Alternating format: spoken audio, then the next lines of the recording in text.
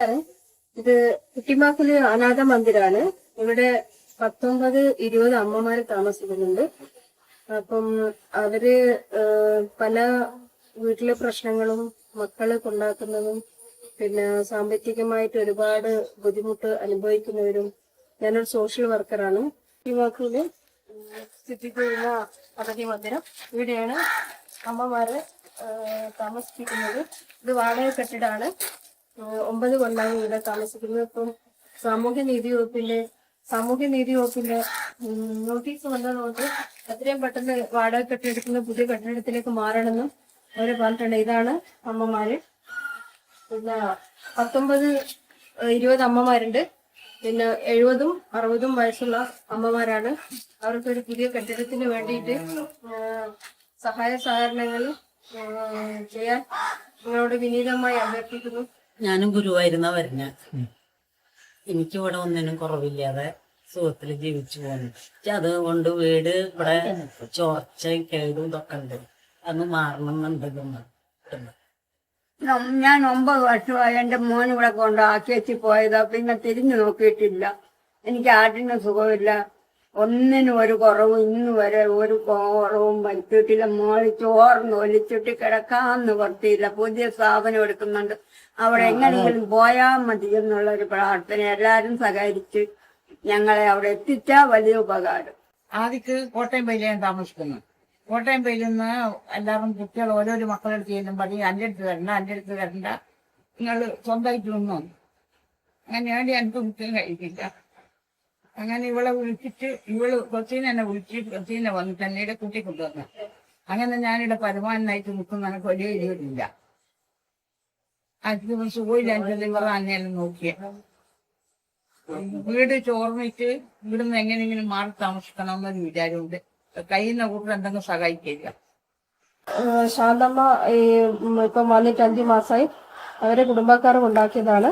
ലീല, അങ്ങനെ ഗീതമ്മ, കമലാമ്മ, അങ്ങനെ എല്ലാ അമ്മമാരും ഇവിടെയുണ്ട്. അവർക്ക് വേണ്ടിയിട്ട് ഒരു പുതിയ കെട്ടിടത്തിന്റെ പൈസയൊന്നും തന്നിട്ടില്ലെങ്കിലും നിങ്ങൾക്ക് പൂയായിട്ടും ജില്ലയായിട്ടും ഇറക്കി തന്നിട്ടുണ്ടെങ്കിൽ നമുക്ക് ചെറിയ പെട്ടെന്ന് നമുക്ക് മാറണമെന്നാണ് സാമൂഹ്യ നീതി വകുപ്പ് പറയുന്നത്. അപ്പം അതുകൊണ്ട് അതിനുള്ള മുഴുവനും സഹായങ്ങളും ചെയ്തു തരണമെന്ന് വിനീതമായി അഭ്യർത്ഥിക്കുന്നു. ഇതാണ് പിന്നെ കുട്ടിമാക്കൂല് കണ്ട വീടാണ്. നമ്മള് 49 ലക്ഷം രൂപക്ക് അവരോട് പറഞ്ഞു. അവര് അഗതി മന്ദിരം ആയതുകൊണ്ട് 42 ലക്ഷമാണ് പിന്നെ ലാസ്റ്റ് പറഞ്ഞത്. അപ്പം പിന്നെ അവർക്ക് 2 ലക്ഷം അഡ്വാൻസ് കൊടുത്തിട്ടുണ്ടായിരുന്നു.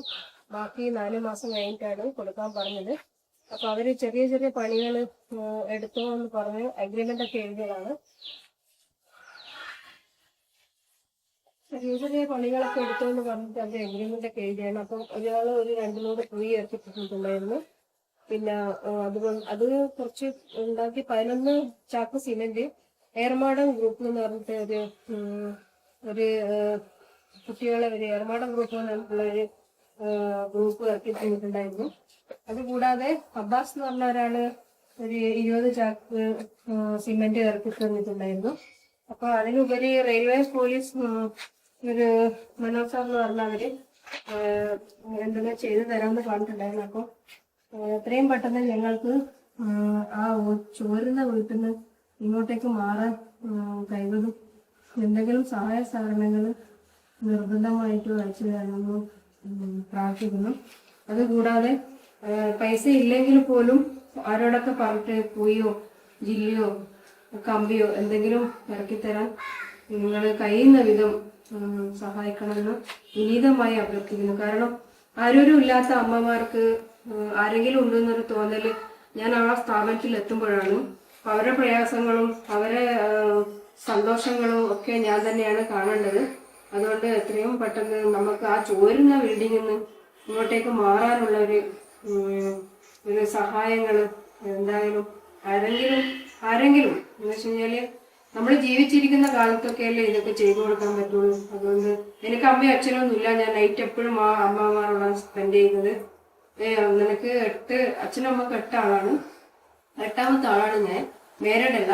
അപ്പം എല്ലാവരും മാരീഡിന് നിർബന്ധിച്ചപ്പോൾ ഞാൻ ഇതിലേക്ക് 14 വയസ്സിൽ ഇറങ്ങിയതാണ്. അപ്പം സമ്പാദ്യങ്ങളോ ഒന്നുമില്ല. സമ്പാദ്യം എന്നൊക്കെ പറയുന്നത് അമ്മമാർ മാത്രമാണ്. അതുകൊണ്ട് എത്രയും പെട്ടെന്ന് അവർക്ക് ഒരു ചോർന്നൊലിച്ച വീടിന്ന് മുക്തി നേടേണ്ടിയിട്ടാണ് ഞാൻ. ഇതന്നെ കടാണെങ്കിൽ പോലും എൻ്റെ ഫ്രണ്ട് രേഷ്മയുടെ ഗോൾഡ്, പിന്നെ എൻ്റെ വേറൊരു ബെസ്റ്റ് ഫ്രണ്ട് ജിതേഷിന്റെ കുറച്ച് പൈസയൊക്കെ തന്നിട്ടാണ് ഞങ്ങള് പിന്നെ അഡ്വാൻസ് ഒക്കെ കൊടുത്തത്. അതുകൊണ്ട് എത്രയും പെട്ടെന്ന് എന്തെങ്കിലും രീതിയിൽ സഹായിക്കണമെന്ന് വിനീതമായി അഭ്യർത്ഥിക്കുന്നു.